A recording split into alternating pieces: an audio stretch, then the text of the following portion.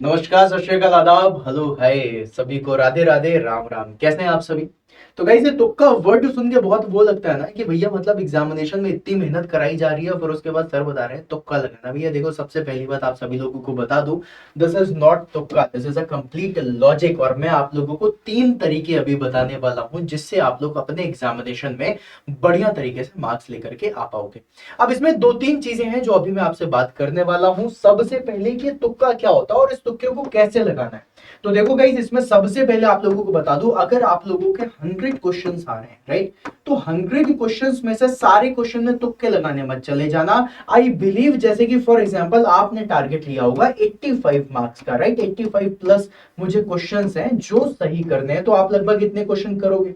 Rest आपके कितने questions बच रहे हैं? 15 प्लस क्वेश्चंस बच रहे हैं, है ना, जिनको आप लोगों को तुक्का लगाना है। अब बहुत सारे लोग होंगे जो कुछ भी करते हुए इसमें तुक्का लगाते हुए चले जाएंगे कि भाई नेगेटिव मार्किंग है नहीं, नो नेगेटिव मार्किंग, तो भाई साहब चलो तुक्का लगा देते हैं, क्योंकि सभी लगाएंगे, है ना। इसलिए अटेम्प्ट तो करना है हमें, राइट। अब अगर मैं अटेम्प्ट करना चाहता हूं तो फिर मैं क्या करूं ऐसा जिससे मैं मैक्सिमम मार्क्स लेकर के आ सकूं। ये जो तुक्का है जिसके बारे में बात कर रहे हैं कि ओनली लॉजिक है, ये लॉजिक हम क्यों लगा रहे हैं? To get maximum marks. अगर मुझे तुक्का भी लगाना है तो मैं लॉजिक के साथ लगाऊंगा, मैं ऐसे हवाबाजी में तुक्का नहीं लगाऊंगा, राइट। तो सबसे पहली टेक्निक है गाइस एलिमिनेशन मेथड। अब यूज एलिमिनेशन मेथड कहने का मतलब क्या है, यहां पर आप सभी लोगों को बताऊंगा, इस चीज को आप लोगों को समझना है, राइट। देखो गाइस, एलिमिनेशन मेथड में सबसे पहले तो आपको एक मैथ्स बताता हूं जिससे आपको समझ में आएगा। फॉर एग्जाम्पल, अगर मेरे पास चार ऑप्शन है, राइट, समझना इस बात को। अगर मेरे पास चार ऑप्शन है और इन चारों ऑप्शन में से अगर मुझे एक क्वेश्चन सेलेक्ट करना है, फॉर एग्जाम्पल मैं एक टारगेट ले लेता हूं कि मेरे पास 20 क्वेश्चन है, इन 20 क्वेश्चन को मुझे तुक्का लगाना है, ठीक है, ये मेरा टारगेट है। मैं सारे क्वेश्चन पे तो नहीं लगाऊंगा, ये वो क्वेश्चन है जो मुझे करने थे और मैं नहीं कर पाया, है ना, जस्ट बिकॉज मुझे नहीं मन रहे थे, कुछ भी व्हाट्सोएवर द रीजन इज। अब अगर मुझे इस 20 क्वेश्चन में तुक्का लगाना है तो मैं कैसे लगाऊंगा, है ना, क्योंकि भाई मैं 100 क्वेश्चन पूरे के पूरे करना चाहता हूं।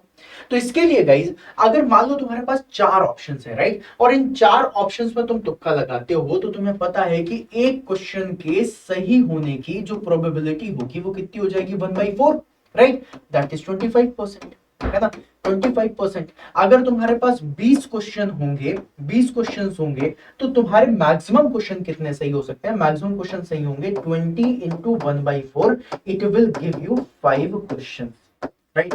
तो अगर तुम लोगों ने चार ऑप्शंस को लेकर के इसको सॉल्व करा तो तुम्हें पता है कि भाई तुम्हारी जो परसेंटेज आ रही है 25% आ रही है, मतलब तुम्हें मैक्सिमम 5 ही क्वेश्चन सही करने का मौका मिलेगा, ठीक है। मान लो, अगर ये तो मैंने किसके लिए बताया? मैंने ये बताया तुम्हारे पास कि अगर तुम्हारे पास चारों ऑप्शंस है, 4 ऑप्शंस है, तो तुम ऐसे जाओगे, राइट। तुम्हें क्या करना है? तुम्हें सबसे पहले मेरा बात पूरी ध्यान से सुनना, मैं बहुत ज्यादा लॉजिक वाली बात बताने वाला हूं, अभी सारी चीजें तुम लोग देखते हुए जाना, ठीक है। फिर तुम्हें क्या करना है? तुम्हें तीन ऑप्शंस, अगर तुमने गलती से तुमने अपना दिमाग लगाया और तुमने ये फाइंड आउट कर लिया कि भैया एक ऑप्शन तो इनमें से ये तो नहीं हो सकता, अगर तुमने ये देख लिया कि ये तो नहीं हो सकता, तो यहां पर जब तुम एक क्वेश्चन को सॉल्व करोगे तो तुम्हारी जो प्रोबेबिलिटी होगी क्वेश्चन सही होने की वो हो जाएगी 1/3, दैट इज 33%। इसका कहने का मतलब होता है कि तीन क्वेश्चंस में से एक क्वेश्चन तो तुम्हारा सही होगा ही होगा, दिस इज द प्रोबेबिलिटी। मान लो अगर तुमने अपने दिमाग से 50-50 कर लिया कि मेरे पास अब दो ऑप्शंस हैं, 2 ऑप्शंस हैं। अब इन 2 ऑप्शंस में अगर देखा जाए कि मैंने अपने दिमाग से ये एलिमिनेट कर दिया कि ऑप्शन नंबर ए और डी तो नहीं हो सकता, अब ऑप्शन नंबर बी और सी में से मुझे लगाना है, मेरे पास सिर्फ दो ऑप्शन बचे हैं, तो मतलब एक क्वेश्चन के सही होने की जो प्रोबेबिलिटी होगी कितनी होगी? 1/2, मतलब 50%। 50% कहने का मतलब क्या होता है कि भाई दो क्वेश्चन में से एक क्वेश्चन तो तुम्हारे सही हो ही जाएंगे, राइट। मतलब अगर आप लोगों ने दो क्वेश्चन सॉल्व करे तो इन दो क्वेश्चन में से एक क्वेश्चन के सही होने की प्रोबेबिलिटी तुम्हारी हो जाएगी। इसमें अगर तुमने दो ऑप्शन करे, ये सारी चीजें आप सभी लोगों को पता है, राइट। इसमें आप लोगों को कोई दिक्कत नहीं आनी, कोई भी परेशानी नहीं आनी, ये सारी चीजें आप लोगों को पहले से पता है। इसके बारे में अपन डिस्कशन बाद में करेंगे, ठीक है। मैं आप लोगों को जो बताने वाला हूं उस चीज को बहुत ध्यान से समझो। What I am saying guys, कि जब भी कभी आप लोगों को इस तरीके से कुछ लॉजिक लगाना हो या फिर ऐसा करना हो, ये लॉजिक तो लगाना ही लगाना है, ठीक है। एलिमिनेशन मेथड का यूज करना है, लेकिन इस एलिमिनेशन मेथड में दो तीन चीजें हैं जो आप लोगों को समझनी है, राइट। सबसे पहली चीज क्या समझनी है? सबसे पहली चीज ये समझनी है कि अगर मेरे पास 20 क्वेश्चंस हैं और इन 20 क्वेश्चन में से अगर मैंने फॉर एग्जांपल 10 क्वेश्चन ऐसे पकड़े, इन 10 क्वेश्चन में मैंने 2 ऑप्शंस एलिमिनेट कर दिए, फॉर एग्जांपल मान लो मैंने 2 ऑप्शंस एलिमिनेट कर दिए, तो मेरे सिर्फ इसी से ही 5 आंसर्स मतलब 5 क्वेश्चंस जो होंगे वो करेक्ट हो जाएंगे। अगर मैंने मान लो इन्हीं 10 में से मान लो 6 है, 6 क्वेश्चंस का मैंने एक ऑप्शन एलिमिनेट कर दिया, राइट। अगर एक ऑप्शन एलिमिनेट कर दिया तो 1/3 होने वाला है, मतलब यहां से 2 क्वेश्चंस तो मेरे सही हो ही जाएंगे और बाकी बचा यहां पर 4 क्वेश्चन बचे थे और इन 4 क्वेश्चन में मैं कुछ भी नहीं कर पाया, कोई एलिमिनेशन नहीं कर पाया, तो भी इसमें 25% अगर मैं लेकर के जाऊं तो 1 क्वेश्चन तुम्हारा सही हो जाएगा। मतलब अगर देखा जाए तो 5 क्वेश्चन ये हो गए, 2 क्वेश्चन ये हो गया और 1 क्वेश्चन ये हो गया, टोटल मिलाकर के तुमने 8 क्वेश्चन सही कर दिए। बट कुछ समय पहले जब तुम 4 के साथ खेल रहे थे तब तुमने सिर्फ 5 क्वेश्चन सही कर रहे थे और भाई 3 क्वेश्चन भी अगर सही हो जाते हैं तुम्हारे तो बहुत फायदे वाली बात है। पहला ऑप्शन तो ये हो गया। दूसरी टेक्निक होती है guys high priority option. High priority option कहने का मतलब क्या है, इस चीज को थोड़ा सा दिमाग में रखना, this is very important to understand. अब जैसे मैंने बोला हाई प्रायोरिटी, ठीक है, हाई प्रायोरिटी कहने का मतलब क्या है, इसको दिमाग में रखोगे ना तुम्हारा आंसर बहुत जल्दी आएगा। जो चीज तुम्हें नहीं भी पता है ना उसमें भी तुम ये सारी चीजें देख सकते हो, निकाल सकते हो। जैसे कैसे बता रहा हूं तुम लोगों को, फॉर एग्जाम्पल मान लो अगर तुम्हें ऑप्शन में ए बी सी और डी ऐसे कोई ऑप्शन दिख रहे हैं, मान लो कोई न्यूमेरिकल आ गया है ना, तो उसमें से सबसे पहले तुम्हें एलिमिनेट करना है, तो तुम क्या एलिमिनेट करोगे इसके बारे में बात कर लेते हैं, राइट। तो एलिमिनेट करने में तुम सबसे पहले ऑड ऑप्शंस को एलिमिनेट करोगे। ऑड ऑप्शंस कैसे, जैसे फॉर एग्जांपल मान लो मैंने तुम्हें एबीसीडी दिया हुआ था और इसमें से मैंने तुम्हें बता दिया कि एक की वैल्यू है 120, एक की वैल्यू है 121, एक की वैल्यू दे दी मैंने 152 और एक की वैल्यू दे दी मैंने 720। इनमें से तुम्हें ये दिख रहा है कि भाई ये जो 120, 121, 152 ये दिख रहा है, लेकिन मेरा जो वैल्यू है ये कितनी है 720। तो 720 वाला ऑप्शन दो एलिमिनेट हो जाएगा, ये होएगा ही नहीं। मतलब तुम्हारे पास एक ऑप्शन आ गया कि जो तुम्हें ऑड ऑप्शंस दिख रहे हैं उसको एलिमिनेट कर दो। ठीक है, ये टेक्निक हमेशा काम आती है, राइट। पहली चीज तो इसको याद रखना। चलो दूसरी चीज, एलिमिनेट नहीं करना है, चूज क्या करना है, इस चीज को याद रखिए। चूज, जो चीज चूज कर रहे हो बाकी बचा एलिमिनेट कर देना। Similar option, similar option, right. अब सिमिलर ऑप्शन कहने का मतलब क्या है, ये मैं तब बता रहा हूं जब तुम्हारे पास समय भी नहीं है और तुम्हें तुक्का एक्चुअली में लगाना ही है, राइट। अगर मैं यहां पर सिमिलर ऑप्शन देखूं 120, 121, 152 और 720, मतलब अगर देखा जाए तो सिमिलर ऑप्शन में मुझे 120 और 121 दिख रहा है। एग्जामिनर हमेशा चूज करेगा, हमेशा, कि वो इसी तरीके के थोड़ा सा पास पास वैल्यू दे दे सो दैट बच्चा कंफ्यूज हो जाए, राइट। तो मतलब अब मुझे यहां पर बिना क्वेश्चन को सॉल्व करे पता चल रहा है कि भाई 152 भी होने की संभावनाएं सबसे कम है और यहां पर 120 और 121 में से कोई एक हो सकता है ना। तो जब भी कभी ऐसा लगे कि भाई सिमिलर ऑप्शन दिख रहे हैं तो जो तुम्हारा दूसरा ऑप्शन भी दिख रहा है ना तुम उसको भी एलिमिनेट कर सकते हो। तुमने इसको भी एलिमिनेट करा, मतलब अब 2 क्वेश्चन बचे, अब इनमें से सही होने की प्रोबेबिलिटी तुम्हारी 50-50 हो जाती है कि भाई या तो ये सही होगा या ये सही होगा। अब अगर तुम्हें इसमें से भी लगाना हो तो भी तुम्हें बताऊंगा, ठीक है। तुम्हें इसमें से भी अगर आंसर लगाना हो तो जब भी कभी इस तरीके से क्वेश्चन आता है तो हमेशा जो हमारे इंजीनियरिंग में ऑप्शन ए होता है ना, ऑप्शन ए, ऑप्शन ए ये मोस्ट कॉमन रॉन्ग आंसर होता है। हमेशा याद रखना, जब तक आप लोगों ने देखा होगा मोस्ट कॉमन रॉन्ग आंसर कहां रखा जाता है, ऑप्शन नंबर ए पे। क्योंकि स्टूडेंट क्या करते हैं, क्वेश्चन को पढ़ते हैं, सबसे पहला ही ऑप्शन लगता है हाँ यार यही सही होगा, है ना, और उस पे टिक लगा के आ जाते हैं option number A is most common wrong answer. तो हमारे लिए जब हमें चूज करना है तो हम हमेशा, अगर चूज करना है कुछ नहीं समझ में आ रहा है तो हम आंसर कौन सा चूज करेंगे, ऑप्शन नंबर बी। इंजीनियरिंग में आज भी ये वाला काम होता है, ठीक है। अब मेरा ऑप्शन देखने के बाद या मेरा सेशन देखने के बाद चीजें बदल जाएं वो बात अलग है, लेकिन गाइज आज भी most common wrong answer option number A दिया जाता है। इस चीज को दिमाग में रखना, राइट। अब चूज में तुम्हें 2-3 चीजें और बता रहा हूं। मान लो अगर कभी भी लेंदी स्टेटमेंट्स आ जाए, राइट, लेंदी स्टेटमेंट्स आ जाए, लेंदी स्टेटमेंट, लेंदी स्टेटमेंट में 75% करेक्ट ऑप्शन पता है कौन से होते हैं? या तो ऑप्शन नंबर ए होता है या फिर ऑप्शन नंबर डी होता है।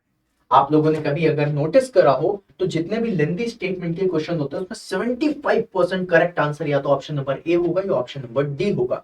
क्यों? क्योंकि एग्जामिनर जानता है कि लेंदी ऑप्शन से बच्चा ए पढ़ेगा, बी पढ़ेगा, सी पढ़ेगा, डी पढ़ेगा, इस तरीके से करता है। और उसके बाद क्या होता है?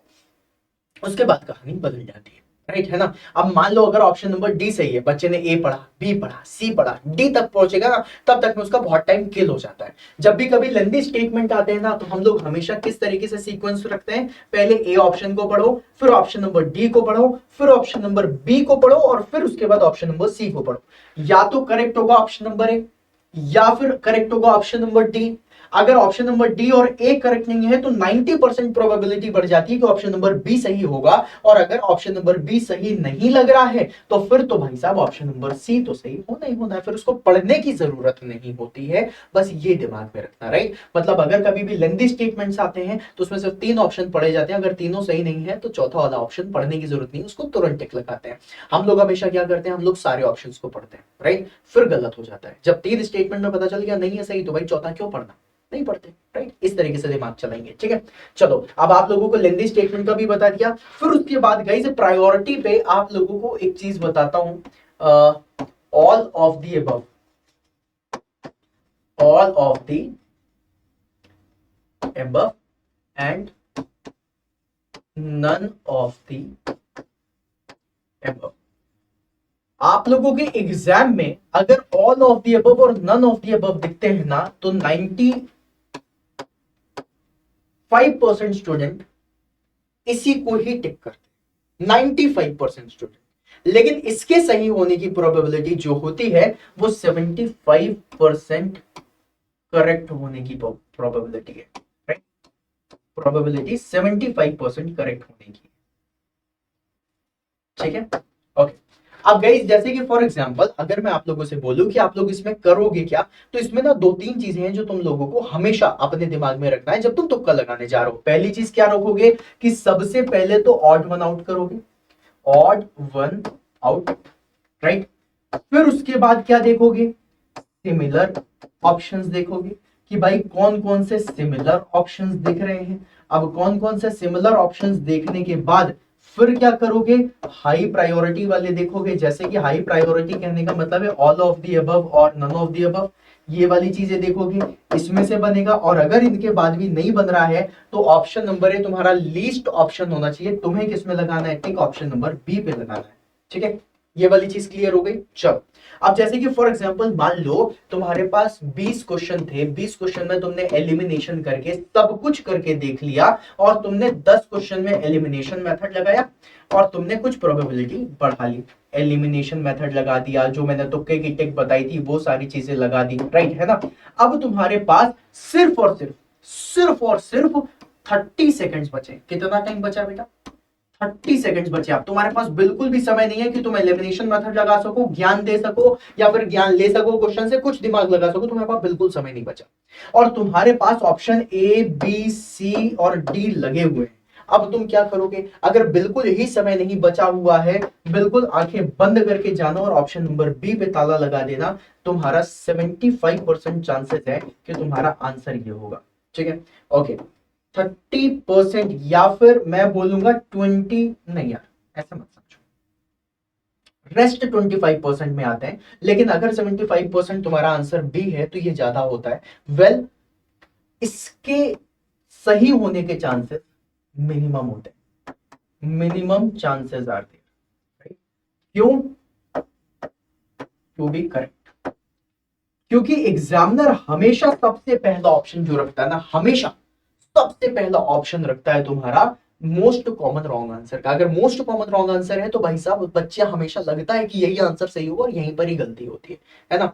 तो तुम लोग गाइस या तो बी कर सकते हो या फिर सी भी कर सकते हो, तुम्हारे ऊपर है। लेकिन मान लो अगर 10 क्वेश्चन बचे हैं, 30 सेकंड है, तो सब में या तो बी लगा करके आ जाना जैसे अगर मेरा एग्जाम होता है तो मैं हमेशा बी लगा के आऊंगा। अगर तुम्हारा मन नहीं कर रहा है कि नहीं भाई अब ट्रेंड बदल गया, सबको पता है, तो तुम सी ऑप्शन लगा करके आ जाना, लेकिन सब में बाकी जितने भी है सब में सी लगा।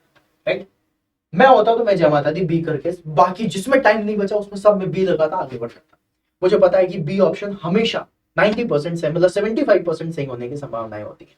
ठीक है, तो ये कुछ तुक्के की टेक्निक है, लेकिन टेक्निक ना बोल करके मैं इसे लॉजिक बोलूंगा, है ना, जो हमने अभी तक सीखा है। Option number a most common wrong answer होता ही होता है। जो हम एलिमिनेशन मेथड यूज कर रहे हैं that is nothing but it is a part of probability. ये जितनी भी चीजें मैं आपको बता रहा हूं ये पार्ट है प्रोबेबिलिटी के। फिर उसके बाद जो मैंने आप लोगों को ऑड वन आउट बताया, this is also a logic कि भाई अगर तुम्हें 4 ऑप्शन दिख रहे हैं, कोई एक ऑड वन है तो वो कभी आंसर नहीं होगा, और वो नहीं भी होता। एलिमिनेशन मेथड में ऑड वन आउट का बहुत फायदा मिलता है। और फिर उसके बाद जो तुम्हें हाई प्रायोरिटी पे बताया, तुम लोगों ने भी देखा होगा कि करेक्ट ऑप्शन पे ऑल ऑफ द अबव और none of the above maximum सही होते हैं। 75% चांसेस है कि ये सही हो जाएगा। अगर तुम्हें कुछ समझ में नहीं आ रहा है, ऑल ऑफ द अबव दिख रहा है, लगा दो। ठीक है, अब बिल्कुल इस तरीके से मत लगाना कि अंधा भरोसा करके लगा दिया। 75% चांसेस है, मतलब कहने का 3/4, है ना, कि अगर 4 क्वेश्चन में ऑल ऑफ दी अबव है तो 3 बिल्कुल सही हो जाएंगे, ये है इसका कहने का मतलब। इस तरीके से होता है, एक क्वेश्चन तो गलत हो सकता है इसमें भी, लेकिन 4 में से 3 क्वेश्चन सही होने की संभावना इसकी हो जाती है। राइट, फिर उसके बाद सिमिलर ऑप्शंस भी देखना कि क्या क्या सिमिलर ऑप्शंस है, उसमें से भी आंसर हो सकते हैं। हाई प्रायोरिटी पे जो मैंने अभी तुम लोगों को बताया, और ऑप्शन नंबर बी, ये सारी चीजें दिमाग में रखना। देखना तुम्हारा जो 20 क्वेश्चन, मेक श्योर 80 क्वेश्चन अपने दिमाग से करोगे। ये वो चीजें हैं जो तुम्हें बिल्कुल समझ नहीं आ रही, तुम्हें बिल्कुल हवा नहीं लग रही, उस समय तुम ये सारी चीजें करोगे, है ना। अब एलिमिनेशन मेथड में अगर मैं तुमसे पूछ लूं कि भाई अकबर का जन्म कब हुआ था, है ना, अब मुझे नहीं आता अकबर का जन्म कब हुआ था, लेकिन मुझे ये बहुत अच्छे से याद है कि हमारा जो अब उसमें ऑप्शन देखो, जैसे फॉर एग्जांपल अकबर के जन्म के बारे में कुछ भी ऑप्शन आ गया, आ गया 1080 में हुआ था, एक ऑप्शन आ गया 1230 में हुआ था, एक ऑप्शन आ गया 1530 में हुआ था, एक ऑप्शन आ गया 1820 में हुआ था। ठीक है, ओके, ये ऑप्शन आ गया, अकबर का जन्म कब हुआ था। अब इनमें से तुम कौन से ऑप्शन को लगाना चाहोगे? इसमें से तुम्हें अगर सिमिलर ऑप्शन देखने के लिए मिले या फिर कुछ भी देखने मिले तो तुम क्या लगाओगे, बताओ।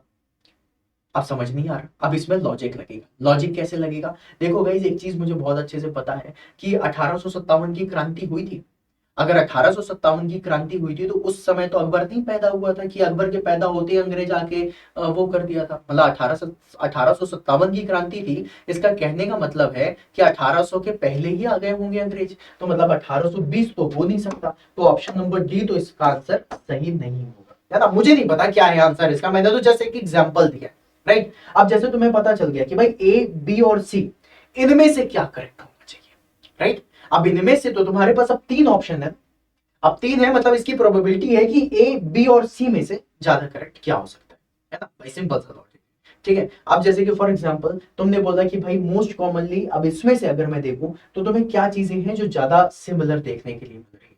राइट, अब सिमिलर देखने के लिए देखा जाए तो भाई इसमें 200 का गैप दिख रहा है, इसमें भी 300 का गैप दिख रहा है, वाला देखा जाए तो कहीं ना कहीं तुम्हें सिमिलैरिटी में देखा जाए तो कौन सा ज्यादा सिमिलर ऑप्शन दिख रहा है? तुम बोलोगे सर 1280 और 1230, है ना, है ना। लेकिन सिमिलैरिटी एक और भी दिख रही है, 1230 और 1530। राइट, सिर्फ 1230 और 1530 का फर्क आ रहा है, मतलब अगर देखा जाए तो कहीं ना कहीं कुछ इसमें से ही हो सकता है। तो अब या तो 1200 होगा या 30 होगा, तो मैं तो ऑप्शन नंबर ए भी कट करूंगा, अब ऑप्शन नंबर बी या सी में से ही कुछ हो सकता है। अब या तो तुम बी लगाओगे या सी लगाओगे, दोनों में से सही होने की प्रोबेबिलिटी कितनी होगी? 50%। समझ रहे हो? तो इस तरीके से जब तुम कोशिश करोगे ना अपने ऑप्शंस को डील करने की, तुम ज्यादा से ज्यादा मार्क्स लेकर के आओगे, और ये कोशिश करके देखना, तुम्हें फायदा मिलेगा। ठीक है, तो चलो गाइस, इसी के साथ आज का सेशन एंड करते हैं। अगर तुम्हें मेरी बात सही लगी हो तो मुझे फीडबैक में जरूर बताना। और एक चीज और बताऊंगा, ये तब करना है जब तुम्हारा पूरा 85-80 क्वेश्चन तुम कर चुके हो और तुम्हारे पास अब समय बचा है और तुम्हें नहीं समझ में आ रहा है कि अब इन क्वेश्चंस में क्या करना है, तो तुक्का लगाओगे विथ लॉजिक, है ना। हवाबाजी नहीं करनी है, क्योंकि हमारे लिए हर एक मार्क इंपॉर्टेंट है, हमारे लिए हर एक नंबर इंपॉर्टेंट है, तो तुम्हें इसलिए उस तरीके से पढ़ना पड़ेगा आगे। ठीक है, चलो इसी के साथ गाइस आज का सेशन एंड करते हैं। आई बिलीव आपको सेशन अच्छा लगा होगा। सेशन अच्छा लगा है तो चैनल सब्सक्राइब कर लीजिएगा, मुझे कमेंट में फीडबैक जरूर दीजिएगा और सेशन को लाइक भी कर दीजिएगा। मिलते हैं फिर अपन नेक्स्ट सेशन में, तब तक के लिए बाय बाय।